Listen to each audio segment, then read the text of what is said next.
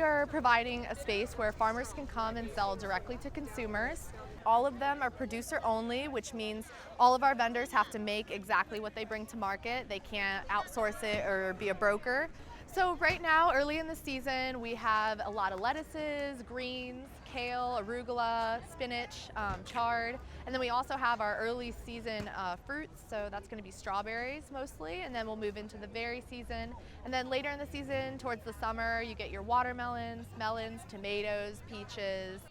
Fall is very similar to spring. There's a lot of greens, cool weather crops, and there's also a lot of pumpkins, gourds, squashes. The difference in taste and in quality is pretty much night and day. A lot of farmers market produce was picked the day before, and then it comes straight to market the next day, whereas grocery varieties usually travel thousands of miles, sometimes across the world, and they really choose varieties that are better for traveling and appearance rather than taste and flavor and nutrition.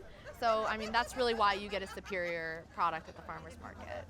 So small farmers are also very good for the environment because the varieties they choose are more diverse, so it's increasing diversity compared to the big monocrop farms. So instead of just being corn, they're also helping to reduce runoff. So they're using a lot less fertilizer and pesticides, which means less end up in our local watersheds, Chesapeake Bay. And they're also reducing carbon footprint by not traveling so far from farm to market.